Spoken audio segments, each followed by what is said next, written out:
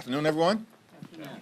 This is day 22 of the Trump Republican shutdown of the federal government. And Republicans have shown zero interest or capacity to reopen the government, enact a spending agreement that meets the needs of the American people, or address the health care crisis that Republicans have created. And the health care crisis is growing in intensity and urgency all across the country. We now have visibility into 13 different states, including most recently Florida, Virginia, Maryland, and Georgia. And all across those states, millions of Americans are going to experience dramatic increases in their health care premiums, co-pays, and deductibles, as is the case with everyday Americans all across the country. In Florida, by way of example, a 58-year-old in Panama City, Florida, single on the Silver Plan, currently receives ACA tax credits, pays for health insurance $140.80 a month. Because Republicans have decided to allow the Affordable Care Act tax credits to expire, that same individual who's currently paying $140.80 per month, their costs will go up to $1,526 per month. Republicans did that because of their refusal to extend the Affordable Care Act tax credits. In Florida, a 46-year-old with 3 children in Santa Rosa, we now know this family, currently on the Bronze Plan, actually, as a result of the tax credits that they receive, does not have to pay any additional amount to receive their health insurance. But if the Affordable Care Act tax credits are allowed to expire, that same family, 46-year-old with 3 children, in Santa Rosa, Florida, will have to pay $2,360 per month. That is north of $25,000 per year. Unaffordable, impossible, unsustainable, and it will result in that family having to go without the ability to see a doctor when their children get sick. The Republican health care crisis grows worse by the day, and yet Republicans remain on vacation for the 4th consecutive week. Donald Trump is once again preparing to fly out of the country. The East Wing of the White House is being demolished so that Donald Trump can construct a ballroom where he will be celebrated like a king. And at the same time, Trump is trying to rob taxpayers of $230 million to continue to line his pockets. And yet Republicans have zero interest, none, in addressing the health care crisis that they've created, which is devastating people all across the country. It's now my honor to yield to the distinguished whip, Catherine Clark. Thank you so much, Mr. Leader, and good afternoon, everyone. We are so grateful to you for your courageous leadership and grateful that you are safe and secure. Republicans have controlled Washington for 275 days, and we are 22 days into this shutdown. And through all the chaos, there has been one constant, one theme at the heart of their budget and their shutdown and their healthcare crisis. They seek out and target the most selfless and the least privileged Americans. They always go after those who have already had to sacrifice. Americans working a second job to keep their kids fed. Americans who have chosen to serve in uniform or as civil servants. Americans who are caring full-time for their loved ones. It's working parents on Medicaid. It's sick children who need home care. It's veterans who rely on the Affordable Care Act. Those are the people that Republicans expect to get by with less. It's never the billionaires. It's never corporations. It's certainly never themselves. Because what does Donald Trump expect for himself? What do you see him talking about when you turn on the news? A luxury plane, a gold-plated office, a new ballroom, and now a literal monument to himself. All as 1 million children are about to be kicked off of Medicaid. Another million will see their family premiums double or even triple. And Republicans are complaining about the Peace Prize that Trump didn't get, about camera angles and escalators, acting like somehow they are the victims, while they victimize the most innocent and vulnerable people, hard-working Americans. Republicans choose to go on vacation. That's not an option for the American people. The bills come due no matter how hard they work. So our message to the Republicans remain the same. Come to work, come to DC, sit down with us, negotiate, end this healthcare crisis, and end this shutdown. And now it is my great pleasure to yield to our caucus chairman, Pete Aguilar. Thank you, Whip Clark. Thank you, Leader Jeffries. Before I talked about the shutdown in healthcare, I did want to touch on the terrifying threat that Leader Jeffries, by someone convicted from January 6th. As a member of the January 6th committee, we deposed, we interviewed a number of individuals who were summoned here to the Capitol that day. And to see Donald Trump pardon 1,500 individuals, what did you think was going to happen? These are individuals who had violent criminality in their past, and we have seen that carry forward now. And this is what happens when you release violent felons. By the way, some of them in their past had issues as child molesters and crimes against children, and we're putting these people back across the country. Following the recent horrific acts of political violence on people of both parties, we should do everything in our power to lower the temperature and keep our communities safe. And that's why I was disturbed by Whip Emmer's comments, in particular when talking about individuals who went to rallies, essentially calling American supporters of the Democratic Party supporters of terrorism. That rhetoric at the highest levels in this building and across our government isn't just untrue, it's dangerous and poses a threat to our political leaders, and that needs to stop. On the shutdown, for more than a month, Republicans have been on vacation while hardworking families are left to ask, what's next for me? What's next for my family? How will we afford health care? How can we pay our bills? And it's unacceptable that Speaker Johnson has had us in session since they passed the One Big Ugly Law. 20 days, I think, since then.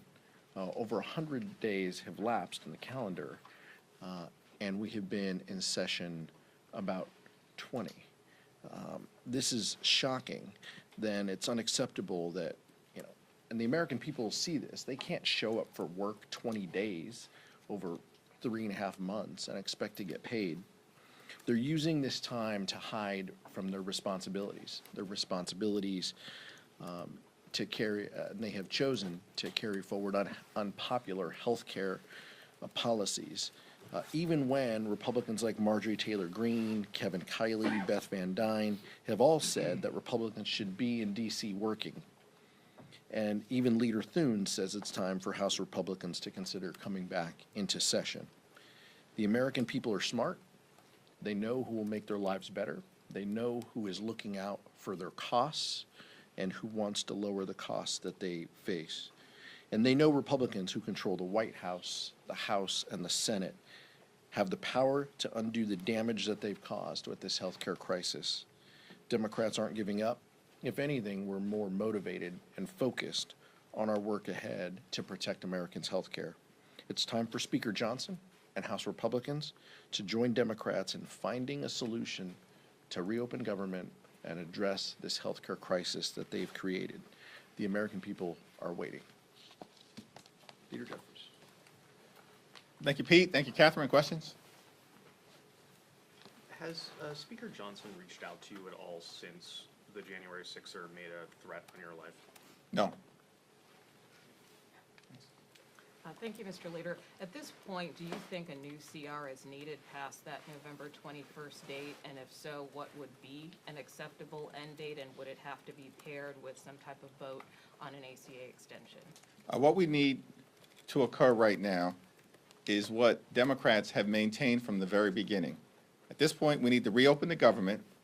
We need to enact a spending bill that actually meets the needs of the American people in terms of their health, their safety, and their economic well-being, particularly in terms of driving down the high cost of living, while at the same time decisively addressing the Republican healthcare crisis that grows graver by the day.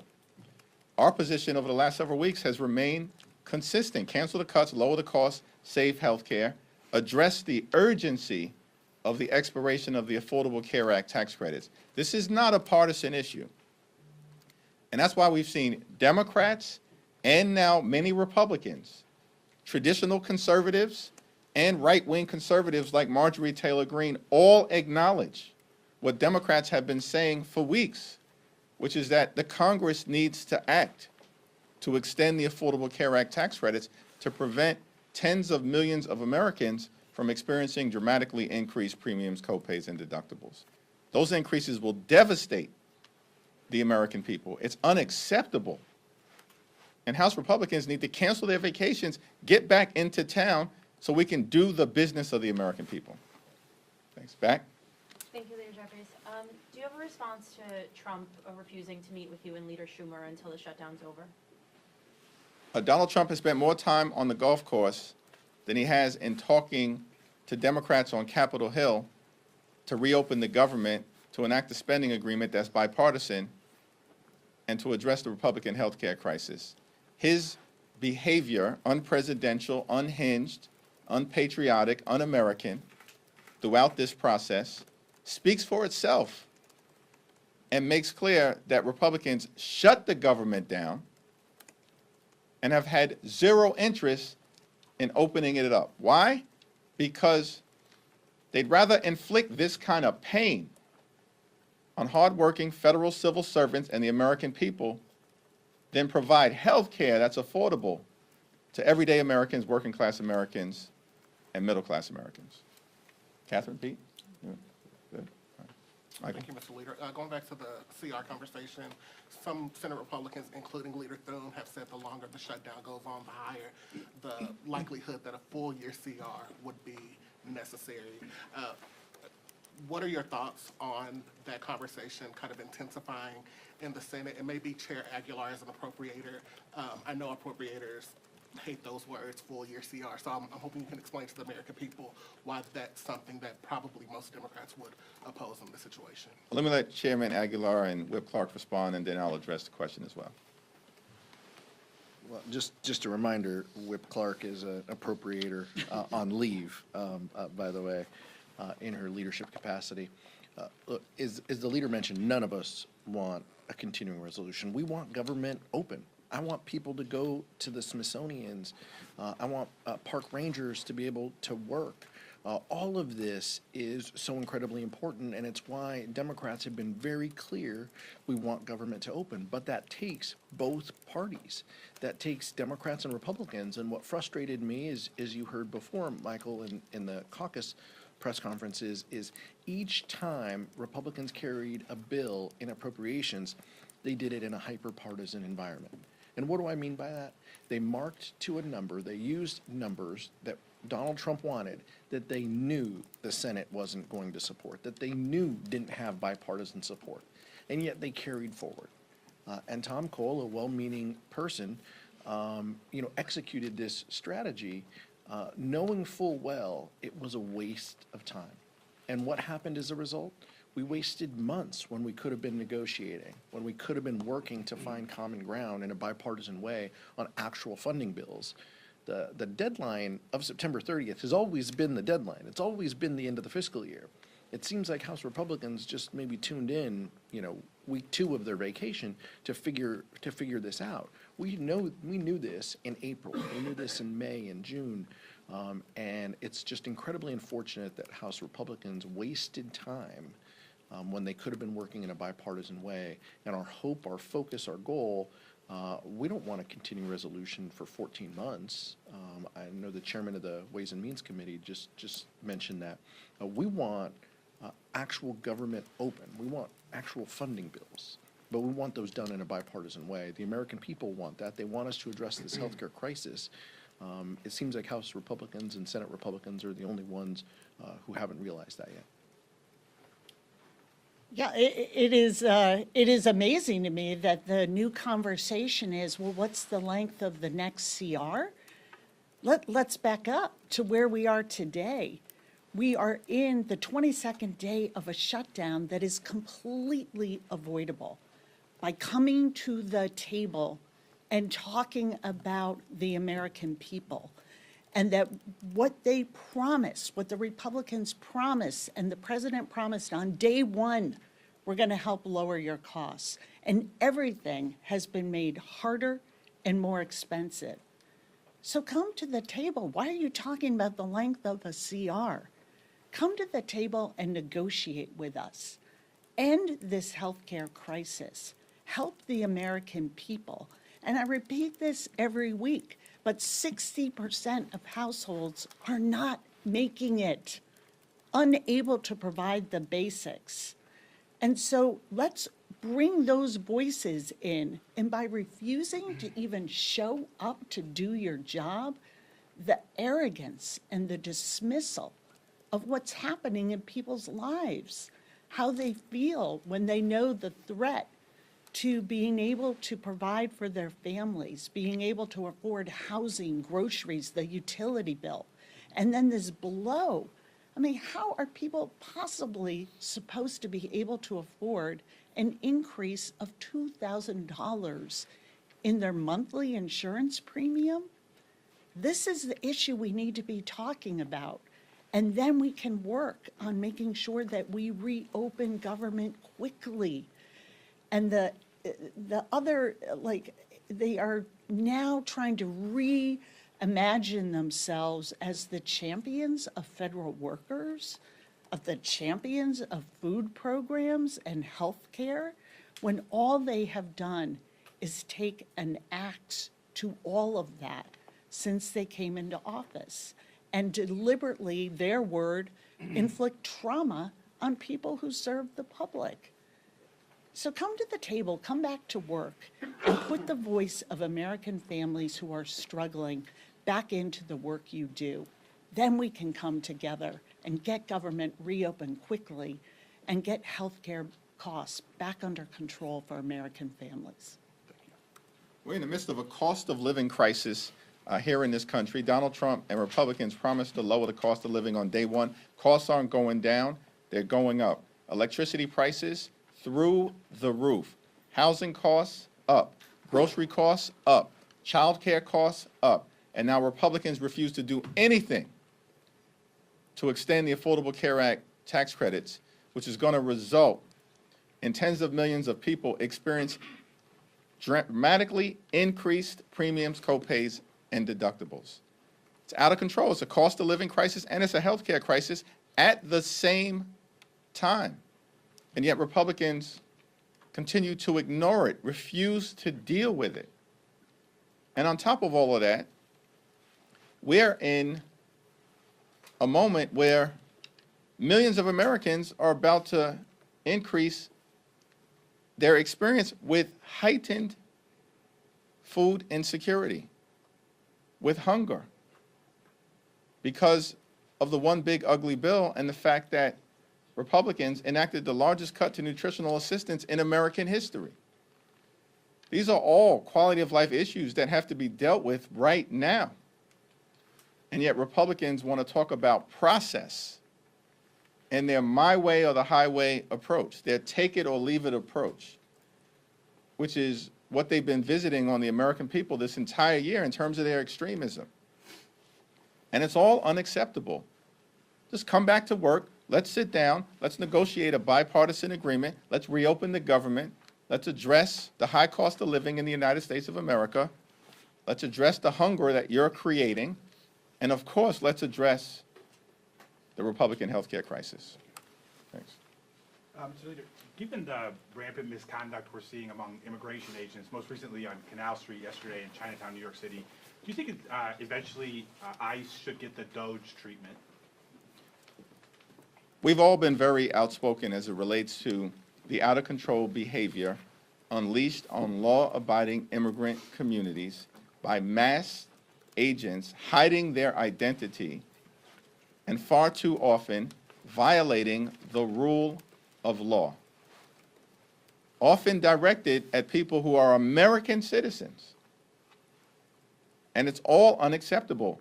And it's one of the reasons why the American people have turned on Donald Trump and Republicans with respect to their extreme immigration policies. We should be holding the Department of Homeland Security accountable for the overreach and the extremism that they're being subjected to in terms of what the American people are experiencing. And yet, we're seeing none of that accountability coming from Republicans. That's unfortunate, but Democrats will continue to make the case to the American people that this is all abnormal, so much of it is unlawful, and it's got to stop. Mr. Jeffries, thank you. Good afternoon. Can you or Ms. Clark allude to this question about using the health care subsidies and using the end of government funding as an inflection point? The idea that in the minority, you don't have many opportunities to say, okay, here's what we want, here's what we need. Can you talk about using that, and is there concern about pain that's being inflicted on federal workers here, because there's like, this is the strategy that we've chosen? No, our position is not about strategy. Mike Johnson and the Republicans keep talking about strategy. What we're focused on as Democrats is making a difference in the lives of the American people. Because the American people deserve better than what they've gotten from Donald Trump and extreme MAGA Republicans, who haven't made their life better. They've made their life worse. Their life has become more expensive. And now, because of the Republican health care crisis, that includes the largest cut to Medicaid in American history, hospitals, nursing homes, and community-based health centers closing all across America, including possibly dozens in Alabama, as was announced earlier this week. And now, because of their refusal to extend the Affordable Care Act tax credits, tens of millions of Americans are about to experience dramatically increased health care costs that will medically bankrupt them or prevent these Americans from being able to go see a doctor when they need one. These are real life consequences of extreme Republican policies. That's what this moment is all about. And as Democrats, we're going to continue to stand with hard-working federal employees who've been under assault by Donald Trump and his administration since January 20th of this year, prior to the start of the Trump Republican shutdown. More than 200,000 federal employees had already been forced off the job by Donald Trump. That's before the shutdown. So it's unfortunate that Trump and the Republicans have chosen to use their own shutdown to further hurt the American people. That's why our position continues to be, come to the table, let's reopen the government, Let's enact a bipartisan spending agreement that makes life better for the American people. And let's address the healthcare crisis that's devastating people in working class America, in rural America, in urban America, in small town America, in the heartland of America, and in black and brown communities all across America. Yeah, let's rewind the tape a little bit here and talk about how we got here. Donald Trump promised the American people, I will love and cherish Medicaid. And if you remember, when they were going through their budget process, they took $800 billion, said was going to come out of a specific committee. And we said, those are going to be cuts to Medicaid. What did we hear from our colleagues across the aisle? Where does it say Medicaid? Where does it say that? We're going to protect Medicaid.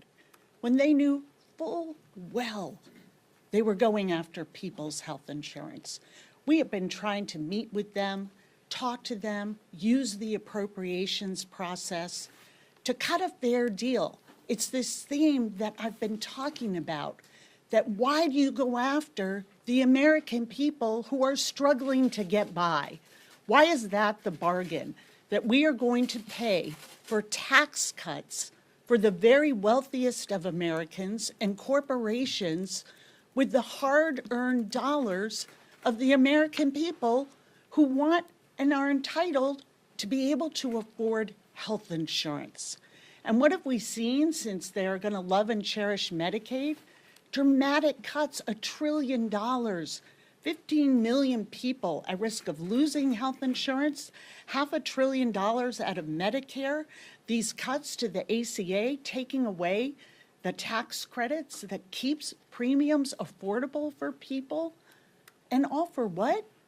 So they can make permanent tax cuts for the very wealthiest and drive up the deficit at the same time, telling hardworking Americans, not only going to be hard today, it's going to be hard for your grandchildren into the future to pay off an economy that we are rigging against you. That's the message to the American people. And Democrats are saying, by rejecting their CR, enough is enough. Enough is enough. We cannot go along with this extreme agenda. And their choice was to cancel even coming to Congress leading up to the date of the shutdown. They have chosen this shutdown, and they continue to make it punitive to federal workers in a way that I've never seen any administration do. That they are choosing who they like, who they don't. We have always come together before any shutdown, no matter which party was, had policy disagreements over what, and said, we will come together in a bipartisan way and pay our troops. The White House just said in the past hour that it was Democrats who were essentially being punitive by saying, let's, let them cut some of those programs and we'll use this as leverage. What's your response to that? I would put that in the category of love and cherishing Medicaid and lowering your costs on day one. It's an outrageous, they have been attacking federal workers. Their goal was to inflict trauma. Whether it is firings, proposing that some people will not get the back pay that they are entitled to get under federal law in this shutdown, making things as difficult as possible. I mean, the way they have treated workers, whether they're federal workers or hardworking people in our community who are trying to provide for their families and are struggling to do that, it is just a let them eat cake moment. You just fend for yourselves, because we'll tell you who we're working for. Those who already have great wealth and power, full stop. So they can say whatever they want. They can issue and try and spin the context. Federal workers know who's on their side. And working people in this country are watching what is happening and watching them put them last. You get in line. Your tax credits that help you pay for insurance premiums, those expire. Those for the very wealthiest, we're making those permanent in the very same month, in the month of December. It is outrageous. And the fact that they aren't even showing up, you don't even show up to do your job is something that it is no wonder that the American people are showing up and 7 million strong at rallies on Saturdays, but also showing up in poll after poll saying, this doesn't work for me. The system was already rigged against me, and now it's getting worse due to your policies. So they should really look in the mirror. And if they've decided that they're cutting people's health insurance in order to give the wealthiest people in this country a tax break is a bad policy, we are here to meet with them and talk about how we can undo this. Let's put the people back into the proposition here and end this shutdown. Thank you. No, right there. Third row. Leader Jeffries, what advice are you offering Illinois Democrats right now who are considering redrawing their maps? And do you share any reservations about potentially diluting Democratic strongholds? As was the case in California, it's my expectation that Illinois Democrats are going to carefully consider their options and make sure that they draw the fairest map possible for the people of that great state in the context of Donald Trump's efforts to gerrymander congressional maps all across the country, including most recently in North Carolina, because Republicans are running scared. They know that if the election were held today, they would lose the House decisively, and that's why they're trying to rig the midterm elections. So are you supportive of the redistricting effort? Thanks. Same answer. Third row. Oh, me? Sorry. Yep. In about a week, House staffers will start to miss their first paycheck if the government shutdown continues to drag on. What kind of guidance have you given to offices or staff about this upcoming deadline? Yeah, there's been ongoing discussions with our hardworking staff. These are great patriotic Americans who are all in on public service, all in on serving the people that members of Congress are privileged to represent across the country, and we'll continue to provide them with a lot of information. The hope is that we get this shutdown resolved before the end of the month.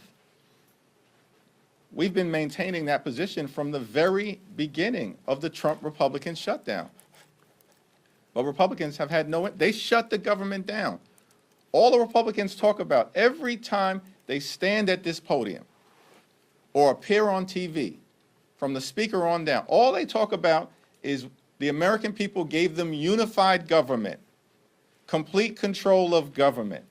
We control government. This is what Republicans say. We have a mandate. Republicans control the House, the Senate, and the presidency. They shut the government down. They reinforce that point every time that talking point comes out of their mouth.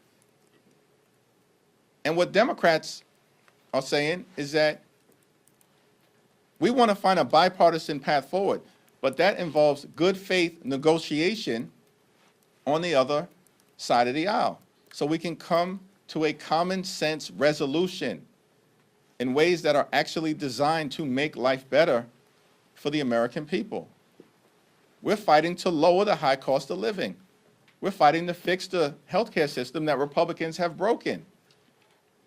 And we're also fighting to clean up corruption in Washington, D.C., where we have an American president behaving like an organized crime boss, stealing taxpayer dollars in real time in front of everyone in plain sight.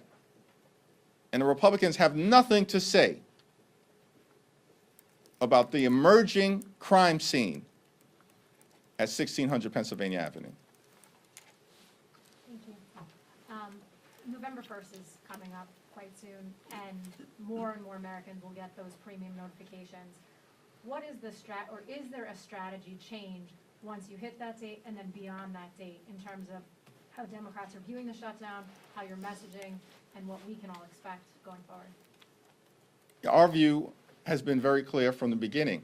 One of the reasons why we need to act decisively and need to act now as a Congress to address the Affordable Care Act tax credit issue is because notices are going out to millions of people right now as we speak across the country, frightening them to death when they see that their premiums are about to increase, in some instances, by more than $1,000 or $2,000 a month.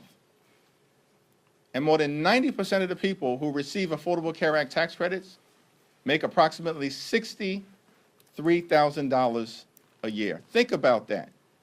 How can you possibly afford premium increases of more than $1,000 or $2,000 a month? And as open enrollment starts on November 1st, more and more Americans are going to realize the urgent need for Congress to act decisively, as Democrats have been saying for weeks. But Republicans continue to bury their heads in the sand because they'd rather keep the government closed than provide health care that's affordable to working class Americans. Thank you so much. Can you just speak to some of the programs that Democrats want funding for in the $1.5 trillion list of demands? We've heard things like $13.4 million for civic engagement in Zimbabwe, $3.9 million for LGBTQ democracy grants in the Balkans, things like this. You guys say this is about saving healthcare, but how do these pet projects fit in? Yeah, we have no idea what you're talking about or what Republican extremists fed you those talking points, but the reality is what we are doing is defending the health care of the American people. Yeah, we do want to restore the fact that the largest cut to Medicaid in American history has been visited upon the American people by Donald Trump and Republicans, even though they promised to love and cherish Medicaid. But instead of doing that, they cut about $1 trillion from Medicaid.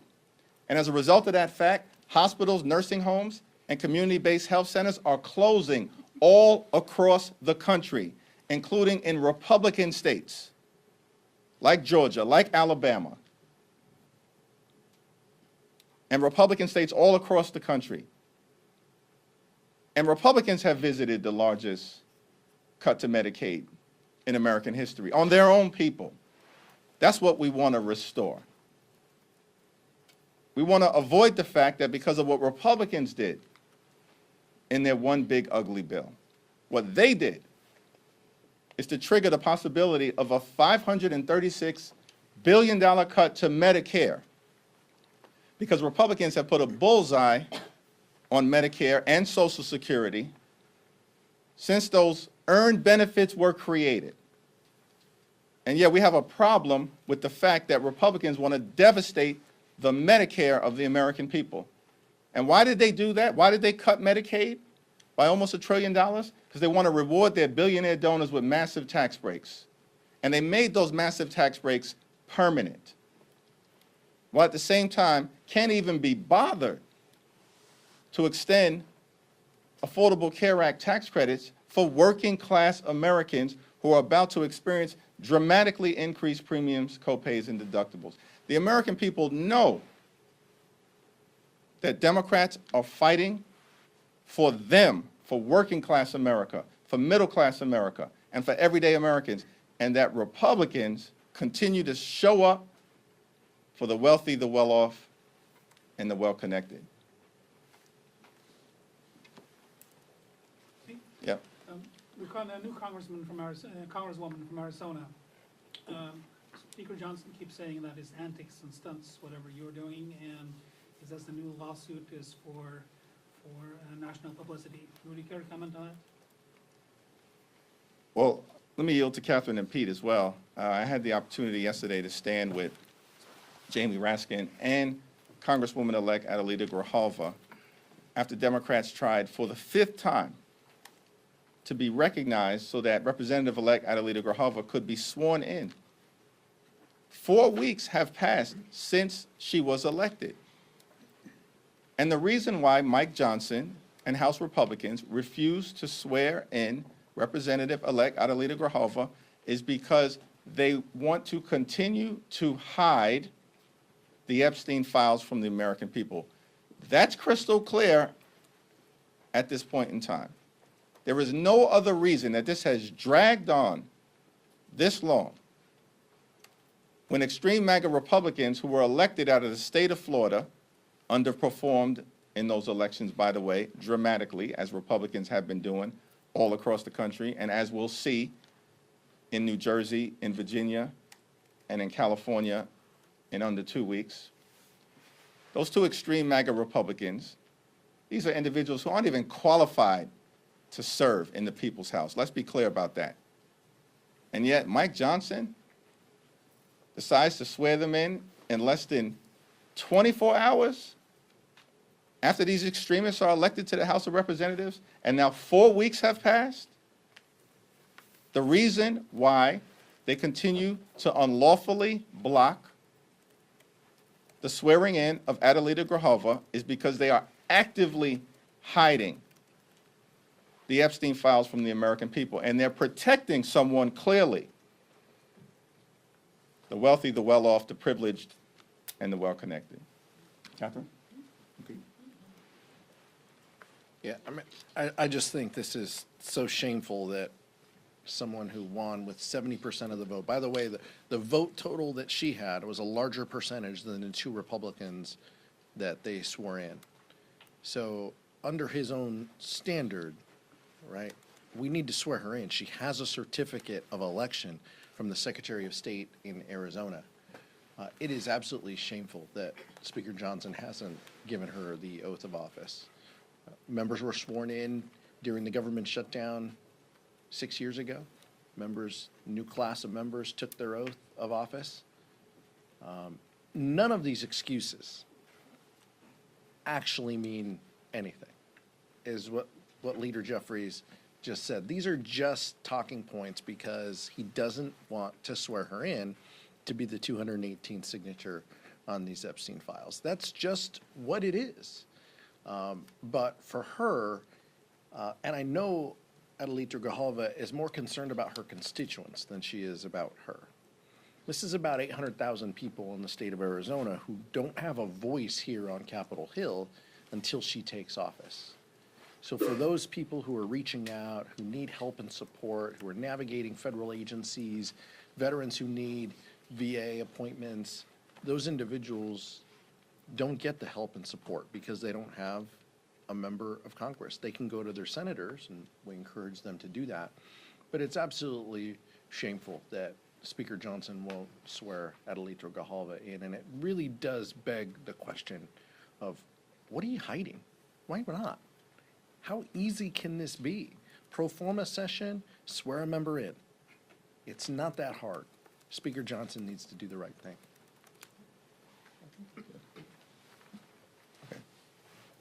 Thank you, Leader Jeffries. Wondering if you could comment, the Pentagon is implementing some new policy with regards to communication with members of Congress, apparently centralizing that through a specific office.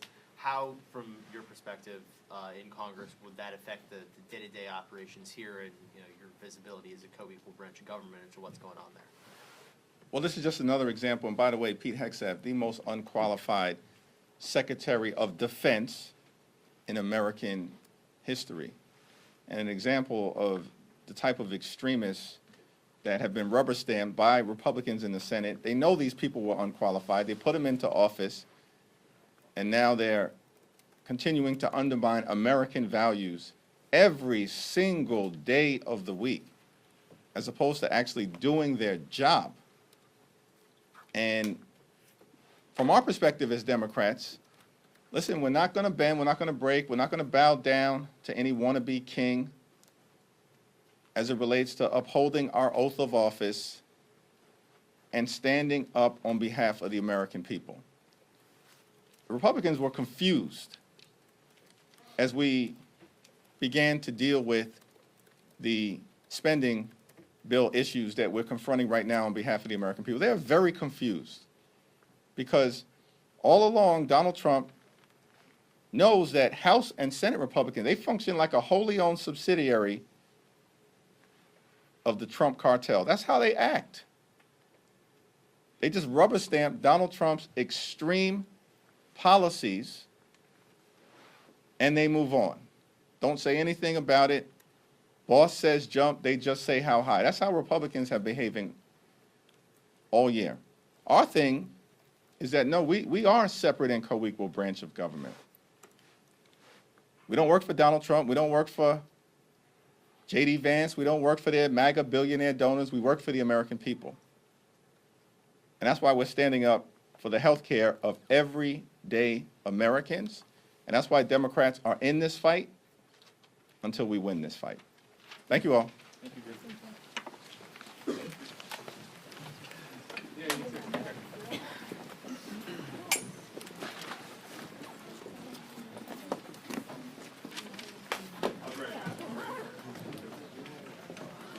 was that you? I didn't see.